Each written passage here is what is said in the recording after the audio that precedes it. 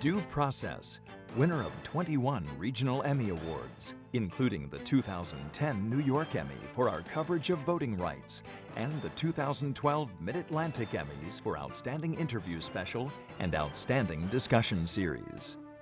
Due Process is a presentation of Rutgers School of Law, Newark, and the Edward J. Blaustein School of Planning and Public Policy. Studio facilities provided by the Rutgers ITV Studio, Division of Continuing Studies. Be advised, we should have multiple weapons, bodies here. It touched the world and put the question of guns back on the national agenda, an issue that divides this country and this state, where some of the toughest gun laws in America may be about to get tougher. The threat of gun violence, the disputed search for solutions, on this edition of Due Process.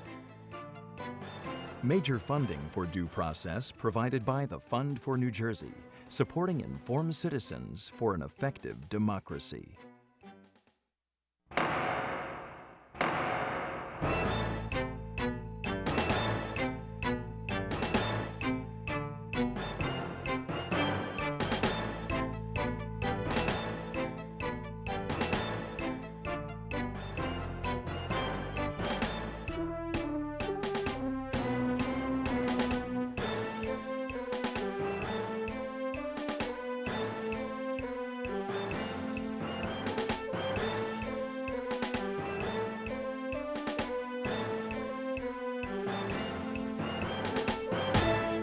Gun rights, gun regulation, always hot-button issues, but never more than right now.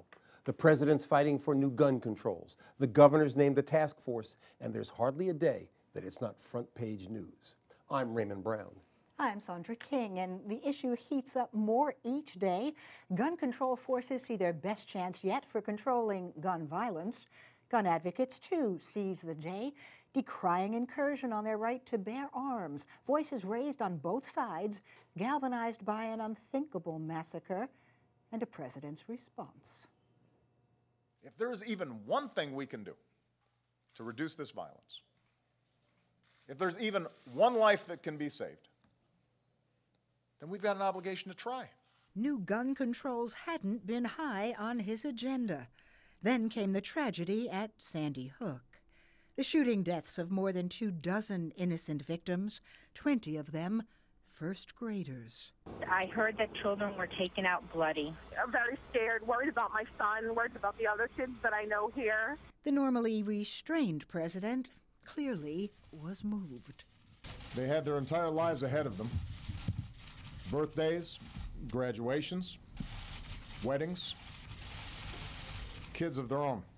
And the poll said the people favored action. Yes, we can! Yes, we will! Yes, we will! At least some of the people. Let me paint the picture of creeping tyranny for you with regards to our natural right to keep and bear arms. For gun enthusiasts and the muscular gun lobby, there's been a very different take. The only thing that stops a bad guy with a gun is a good guy with a gun. A powerful pushback that says assault weapon bans and other gun restrictions are not the answer to preventing gun violence. And I promise you there'll be no rock left unturned as far as trying to stop him from usurping the Constitution, running roughshod over Congress. But New Jersey's governor hasn't thrown in with either camp, especially not on an assault weapon ban. The unfortunate and harsh reality in our society is we're never going to prevent all violence. Horrible things will happen no matter what we do. Bad people will do bad things no matter what we do. Chris Christie has played to both sides and neither, with lines like this one. And so if we focus just on calling this gun control, in my view, we're missing out on the bigger story. A position that could find some support in urban crime. When I went on to lead the Chicago public schools, we buried a child due to gun violence every 2 weeks. We asked the spokesman for the Newark police just how many guns used in Newark City crimes, had been found to be legally bought and so subject to any government controls. His answer, in short, none. All the shootings in my city, only one I can find was done with a law-abiding citizen that's mentally stable that bought a gun. I'm not afraid of law-abiding citizens. Buy a gun, buy the guns you want. So the terror of mass gun violence? If America worked harder to keep guns out of the hands of dangerous people, there would be fewer atrocities like the one that occurred in Newtown. And the daily threat of urban shootings involving crime and drugs may call for very different solutions, as the governor's new task force on violence may conclude. I've told them there are no predetermined conclusions. I will be willing to consider supporting any of the recommendations they come back with in any of the categories that I mentioned. This is the time for an honest conversation on how we realistically deal with what is a very complex issue. The Christie Task Force, tagged NJ Safe, is charged with making recommendations in key areas, from school security to societal violence, addiction to mental illness. Christie also wants the task force to consider questions of gun control, but he's quick to point out that this state already has some of the toughest gun laws in the nation. So what's really at stake? Is there a need for real change? Can gun controls cut the plague of gun deaths? For some contrasting answers, we turn to Nicola Bocour of Ceasefire, New Jersey, to Frank Pisano, a lawyer for the Association of New Jersey Rifle and Pistol Clubs, and to Assemblyman Joseph Cryan, primary sponsor of more than a dozen new anti-gun violence bills. Welcome to all of you. Thanks. Nicola, let me turn to you first. Despite your youthful appearance, you've really been dealing with this issue for a while, so you have some historical contrast here. And there obviously has been a ratcheting up of intensity of public discourse and debate from the president on down. The question is whether you've heard or seen anything that suggests, at least on the government's part, there's going to be some significant action that, from your point of view, is going to make a difference in terms of gun violence. Absolutely. I think that the attention being paid to this issue right now is fairly unprecedented. I think the president is taking great steps to really bring the public into his conversation. I know he was in Minneapolis yesterday, and I think his plan is to go to many other places to really get the people involved, because as all the polls have been showing, the people do support some gun regulations, common sense gun regulations, in particular the universal background checks. And I think that once he gets the people really involved and lets them know what's at stake, that there will be serious action. You made a couple references to the people, and there is a popular level to this discourse. But let me show you a recent Sunday Times business section discussion, which centers around the increase in sales and AR-15s, which are a big part of the discourse and conversation, as well as increase in NRA membership, which would seem to suggest that a sizable number of people are moving in a direction opposite of the policy direction you want to go, prompted by the same discourse. Yes, there are people who are now buying those types of weapons faster, and there are probably a few new buyers as well, but also a lot of previous gun owners have been purchasing these weapons. And so, you know, our position is that while there is a fraction of the people who had that response to this conversation, the majority of the people, the vast majority of the people, disagree with that. Interesting, Frank, when you look at the numbers of gun owners in this country, 49% of the people are said to own guns, more than 300 million guns in this country. People, obviously, we saw in the tape piece, feel very strongly about what they believe is their Second Amendment right to bear arms. And yet, at the same time, what Nicola said is true. You ask, do you think there should be tougher gun laws? And people, the majority of people say yes. Do you think that gun rights should be protected? And the majority of people say yes. So what do we make of this? Well, I can tell you about New Jersey. New Jersey has perhaps the second most restrictive gun laws in the nation, and Governor Christie's acknowledged that opinion, which is held by the Brady Center. So all the gun laws that you're hearing about— Well, New York may have passed us by now. They may have. They may be first. A lot of the legislation that you hear on the national news pretty much already exists in this state.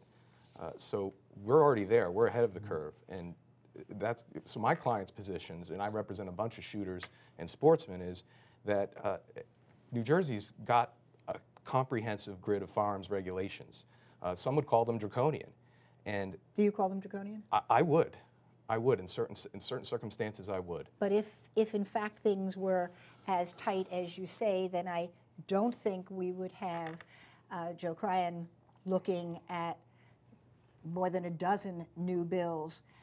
What is it that you're missing? What is it that you think Frank's got wrong in terms of how well we do on gun control and anti-gun violence? Well, there clearly needs to be more, and certainly on a national level, we would like to see background checks. But here in New Jersey, whether it's in the reduction of magazine sizes, currently the New Jersey law is 15. I proposed a bill that has it at 5. I'd actually like to have it matched to 7 to match New York. The president's talking about 10. We'd all like to see consistency in laws, and there's a variety of others, background checks, mental health screenings of some sort that begins that debate. I don't want to turn you against Nicola, but when we asked her what she thought she was sort of optimistic about, she focused on registration, or is that something that you think is the only thing with legs to move ahead in the New Jersey legislature? I think... Or do you think there are other parts of the panoply of bills that you've introduced that might have the capacity to pass? And by the way, there's been 57 different bills introduced in the Assembly portion of the legislature. I think you'll see bills that pass background checks, different things in terms of firearms identification, more background checks with that. I think you'll see more stringent rules in terms of magazine requirements. I think there'll be a variety of different more stringent rules in terms of magazine requirements, even though 15 will be reduced. will we keep reading that that's probably one that the president won't get? Yeah, and on a national level, he may not. But here in New Jersey, look, the offense of what we saw in the introduction here has sparked not only a debate but an outrage among everyday New Jerseyans, even people who don't have an issue with gun safety in and of itself. You'll see things on ammunition sales where you can't buy it on the internet any longer in this state. You'll see things like that that are more and more required as we want to protect our citizens even more in response to what we believe is not only just Newtown, but let's face it, this country from Gabby Giffords to Aurora to other places has said, we've had enough and we need to do more. There are really two kinds of categories of violence that are part of the discussion. One is Newtown, Aurora, those kinds of circumstances, and the other is a more regular and constant level of urban violence. For the moment, let's stick to the first and then come back. You've introduced, and Nicola, I'd be curious as to your position, and Frank as well, the concept of some enhanced treatment of mental disease or people who are maybe in the border areas but clearly unstable and shouldn't have weapons. Is that a viable area for either legislation or other kinds of action? I mean, I believe it is. I'm not a mental health expert myself. So as to the specifics of what would be the most effective type of new legislation, I can't really speak to that. But what I can say is that it is a small portion of people with mental illness who are committing these crimes. I think that the main focus when you're dealing with the fact that there is gun violence is to really say, you know, in a country with over 300 million guns and a serious gun violence issue, you know, we have to look at the presence of guns. We have to look at how guns are being purchased and used and what types of weapons they are. And the focus really needs to start there. That doesn't mean that, you know, that's the only issue at stake here. But I think that that's really where the issue is. But before we leave this mental health question, Joe, I'm confused about how you would do a clearance, a mental health clearance for every person who wants a gun permit in New Jersey. Under the legislative proposal, which is certainly open to input and discussion, right now, for example, in law enforcement, you require psychiatric evaluation in order for us to provide you a weapon. The idea is that, and we all agree, mental health has been a portion of this. These are lives at stake. Okay, this is the ultimate definition of what the power of a citizen has in their hand. But practically, how do you carry that out? You require as part of, but for regular people. You require as part of the permitting process a certification from a mental health expert or a psychiatrist that says this the applicant has to go to a psychiatrist, absolutely, and pay the money to a psychiatrist. The right to have it and to pay for it is absolutely part of that. Yeah, that's correct. Frank, any chance that that passes? I don't know if it'll pass, but I hope it doesn't. Right now, when you apply for a firearms purchaser identification card in New Jersey, you must advise the police whether or not you've ever been confined or committed for mental illness. Right, but we know that most of the people who actually carry out these mass murders haven't been confined. New Jersey also asks... They perhaps haven't even been treated, so you know, that's different than what Joe's talking about. Well, what Joe's talking about is presuming that law-abiding citizens who choose to exercise their Second Amendment right to own firearms are presumed to be mentally ill, and they have to prove that they're not. I don't think that's what you said. Absolutely not. What we presume is that the public good of safety overrides all. Absolutely not. We're all part and parcel of this together. And there's no presumption of anybody being anything less than a law-abiding citizen, but we all deserve those safety and those rights. Certainly those 20 kids and the 6 individuals and every other part of this process that's gone on in this country deserves that. We've also got a culture here, I think. We've examined and learned more over the years about mental health and what its requirement is. And we've learned and grown in terms of the field of mental health. Why wouldn't we use that now to make sure that aspects of our society are safer? That's not a negative, in my view. That's part and parcel of growing as a society, unfortunately, with these incidents being part of the catalyst that goes with it. We know we've got a strong gun lobby. Any chance that the gun lobby would allow that to pass? I mean, well, you know, I'm not actively involved in the gun lobby. I know that my client base are all sportsmen. They're shooters, they're hunters, and they're very much against it. They've already been through a 13-point plus background check, which includes a consent for a review of mental health records. Also, the application calls for you to disclose if you've ever been treated by a healthcare physician for mental issues. And if you say yes, I guarantee you, the chief of police in your community is going to flag that application. He's going to interview your doctor and determine from that interview whether or not he or she thinks that you're fit. Also, sometimes they do require, though it's not mandated by statute, that you obtain a psychiatric evaluation. So I represent a lot of people who have applications denied because they check that box yes. And the reason they check that box yes is because, say, 10 years ago, they were going through a divorce, they had situational depression, the divorce is over, they're back in the game, everything's fine, but nevertheless, they have to go out and justify themselves in order to get the permit. Let me switch a little bit and talk about another kind of gun violence that's we heard Mayor Bocour talk about, we've heard the Secretary of Education, Arne Duncan, talk about, which is pervasive violence in cities where there really isn't a question of people using registered weapons, but people who get guns essentially on the black market. And I know, Nicola, you've been involved in organizations that often look even at international trafficking in small arms, which include assault weapons and others. What's the likelihood that anything that could be done currently by government at any level could dry up that supply?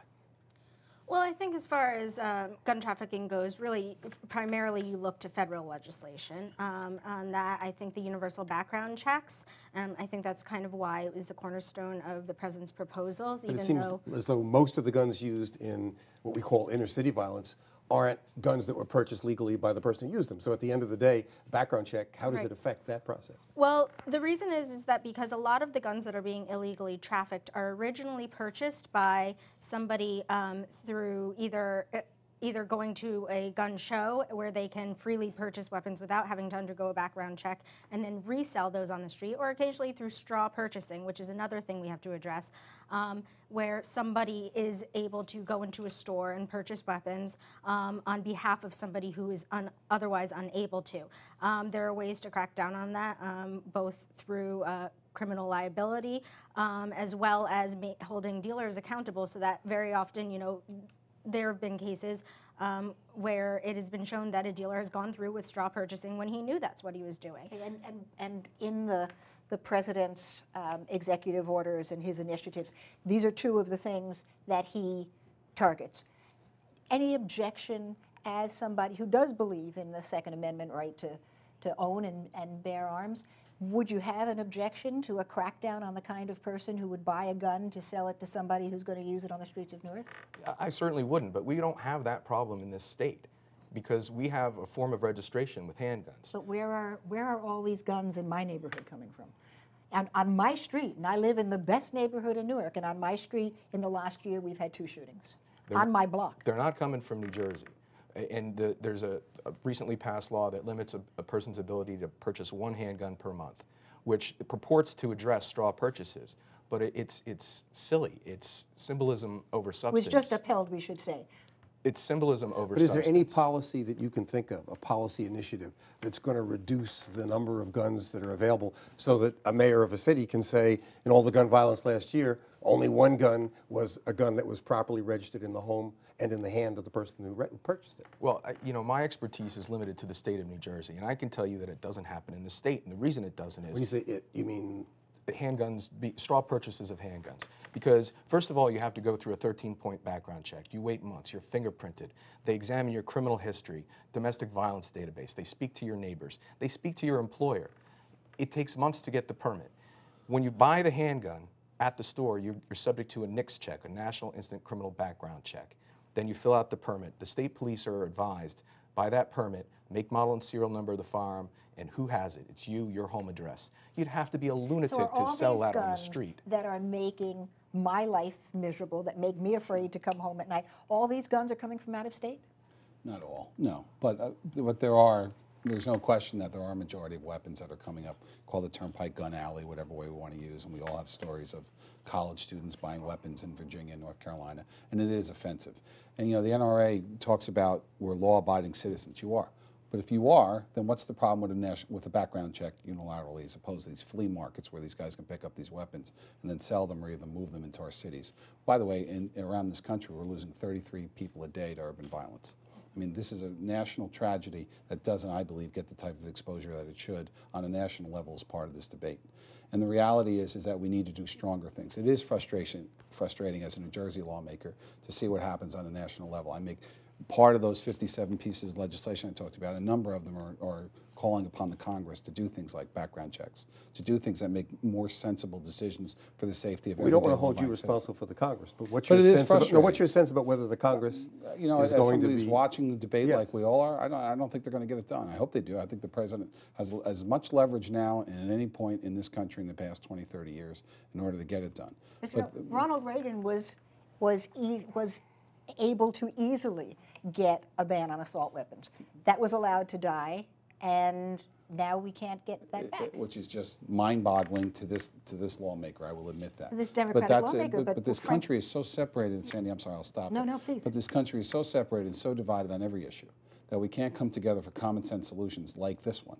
I don't know anybody who objects as a law-abiding citizen to a background check. Background checks okay to you? We do them every time we apply. So you don't have a problem with universal background checks nationally? Because of course we know there are states where there are no background checks and where there are virtually no controls on the sale and ownership of guns. My opinion is that the database, the mental health database that our state police and local law enforcement access in New Jersey, when I sign my consent to medical health records, I wouldn't object to that being available to the federal database through NICS. So far as the universal word, I'm not sure if that's appropriate, but I don't object to that personally. So we already see Harry Reid backing off of some of what the president's asking for in terms of a ban on assault weapons, in terms of cutting back on the size of magazines. Discouraging to you that there's already the death knell being rung on what you seem to have the best shot at in, as you say, the last 20, 30 years?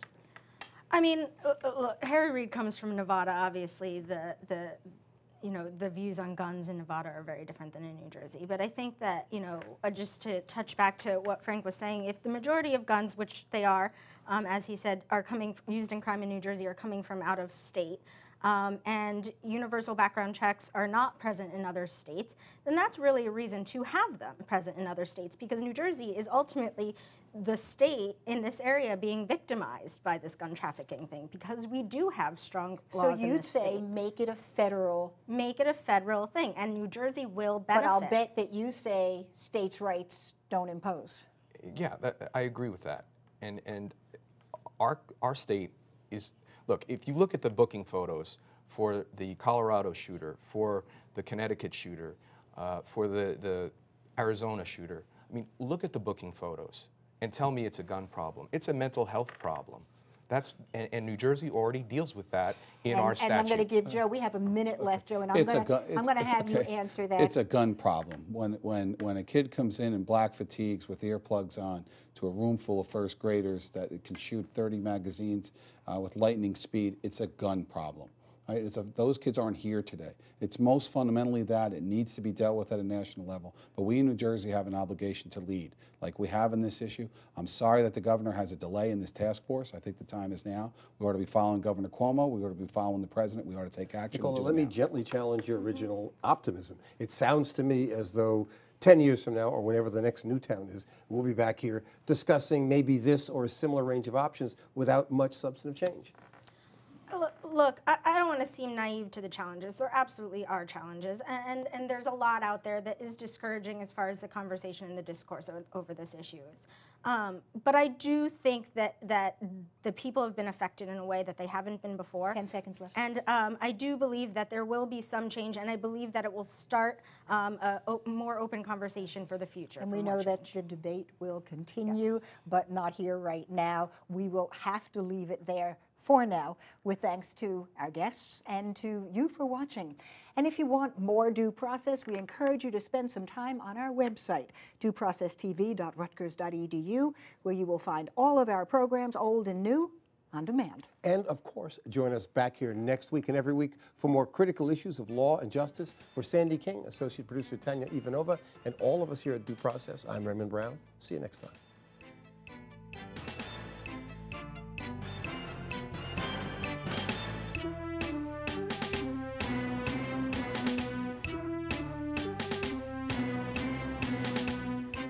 Ask them what's more important.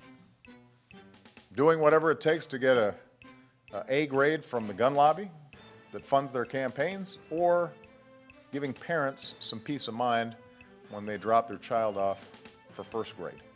This is the land of the free, and it always will be. As Americans, we are endowed by our Creator with certain inalienable rights that no man or government can take away from us. But we've also long recognized, as our founders recognized, that with rights come responsibilities. Along with our freedom to live our lives as we will comes an obligation to allow others to do the same. We don't live in isolation. We live in a society, a government of and by and for the people. We are responsible for each other.